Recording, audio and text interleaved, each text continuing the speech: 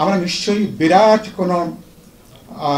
কোনো স্বপ্নদর্শী কোনো বাজেট নিশ্চয়ই আমরা চাইনি বা সেটা সম্ভব না, কিন্তু ন্যূনতম যেটুকু আমরা প্রত্যাশা করেছিলাম, এবারকার গণ অভ্যুত্থান ছিল বৈষম্য বিরোধী একটা আন্দোলনের চৈতন্যের জায়গা থেকে বাজেটে ন্যূনতমভাবে বৈষম্য যাতে দূর হয়, অ্যাটলিস্ট তার যাত্রাটা তারা শুরু করবেন। বাজেটে তার ন্যূনতম কোনো লক্ষ্য, তার কোনো নির্দেশনা, তার কোনো উদ্দেশ্য, কোনো কিছু আমরা দেখছি না। বরং খেয়াল করেছেন যে বিশ্ব ব্যাংকের হিসাব দিয়েছেন গত 9 মাসে 30 লক্ষ মানুষ নতুন করে দারিদ্র সীমার নিচে নেমে আসছেন। দেশ এখন যেভাবে চলছে, এভাবে যদি এরকম জবাবদিহিহীনভাবে একটা আধা নৈরাজ্যিক অবস্থায় দেশ যদি চলতে থাকে, আগামী কমাসে আরো কয়েক লক্ষ মানুষ, আর 20 থেকে 25 লক্ষ মানুষ এবছরের শেষে দারিদ্র সীমার নিচে নেমে আসবেন। নতুন কোনো কর্মসংস্থান নাই। যারা সরকারে আছেন বোদ্ধা মানুষ, অভিজ্ঞ মানুষ, অনেকে অর্থনীতির, এর ভিতরে আমার প্রত্যক্ষ শিক্ষক আছেন যিনি অর্থনীতির প্রফেসর ছিলেন, তারাও এই উপদেষ্টা মণ্ডলীর ভেতরে তারাও সেখানে আছেন। তাদের চেষ্টা আন্তরিকতার খুব বিশাল ঘাটতি আছে, সেটা বলবো না, কিন্তু তাদের যে উন্নয়ন দর্শন চিন্তার ক্ষেত্রে, সেক্ষেত্রে নিশ্চয়ই আমরা কোনো স্বপ্নদর্শী বা এরকম কোনো জায়গাটা বাজেটের মধ্যে তার কোনো রিফ্লেকশন এটা আমরা দেখতে পাচ্ছি না। বৈষম্য বিলোপের পরিবর্তে বরঞ্চ বৈষম্য বেড়ে যাওয়ার নানা দিক থেকে তার লক্ষণগুলো অত্যন্ত স্পষ্ট। ডক্টর দেবপ্রিয়র নেতৃত্বে আওয়ামী লীগের 15 বছরে যে টাকা পাচার হয়েছিল কত $16 বিলিয়ন।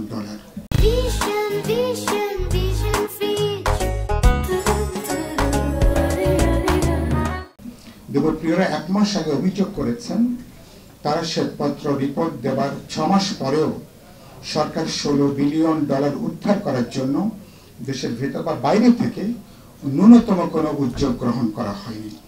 যে সরকার 6 মাসে কোনো উদ্যোগ নেয়নি $16 বিলিয়ন, তাহলে সেই সরকার যদি 6 বছরের সময় পান, তাহলে তারা কিছু করবেন, করতে পারবেন, এটা তো বিশ্বাস করবার নিশ্চয়ই যুক্তিসঙ্গত কোনো কারণ এখানে দেখা যাচ্ছে না।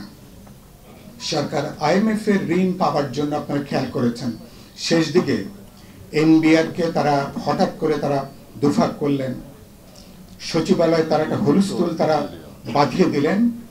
নৈরাজ্যের মধ্যে নতুন নতুন নৈরাজ্যের উপাদান সরকারের ভেতরকার লোকজন তারা কিন্তু যুক্ত করছেন, এবং এখানে রেভিনিউ সংগ্রহের পরিমাণটা শোচনীয়। রেভিনিউর আহরণের জায়গাটা আশাব্যঞ্জক কোনো জায়গাটা আমরা দেখতে পাচ্ছি না। এবং কেবলমাত্র আমরা দেখছি যে গত 10 মাসে, এবং বলা হচ্ছে যে ওটা তো শুধু বিদেশে পাচার 16 বিলিয়ন, দেশের ভেতরেও যে বিলিয়ন বিলিয়ন টাকা যারা এখানে নানা দুনম্বরি করে যারা আয় করেছে, গত 10 মাসে হাতে গোনা 2-4টা চোখে ধুলো দেওয়া ছাড়া কোনো মাফিয়া দুর্বৃত্ত কোনো বিজনেস হাউজের কাছ থেকে তাদের অপ্রদর্শিত অর্থ, তাদের কোনো দায়িত্বহীন যে তাদের অনুপার্জিত মানে অর্থাৎ স্বচ্ছভাবে যে উপার্জিত অর্থের বাইরে তাদের যে বিলিয়ন বিলিয়ন ডলার তাদের যে টাকা, এই টাকা উদ্ধারের জন্য ন্যূনতম দৃশ্যমান কার্যকরী কোনো উদ্যোগ আমরা দেখিনি।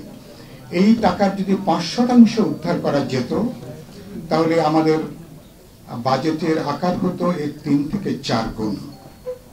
সম্পদ আমাদের আছে, কিন্তু সম্পদ সংগ্রহ করবার জন্য কার্যকর যে উদ্যোগ প্রয়োজন, সে ব্যাপারে কোনো প্রচেষ্টা এ পর্যন্ত আমরা কিন্তু এটা দেখছি না বাজেটে। ফলে সরকারের দর্শন বলে কোনো দর্শন ওইভাবে নাই, বলতে পারেন একটা টিকে থাকার একটা দর্শন যদি বলতে পারেন। সরকার আগামী যে কমাস আছে কিভাবে সরকার টিকে থাকতে পারে, টিকে থাকার একটা দর্শন হয়তো এর পিছনে কাজ করছে।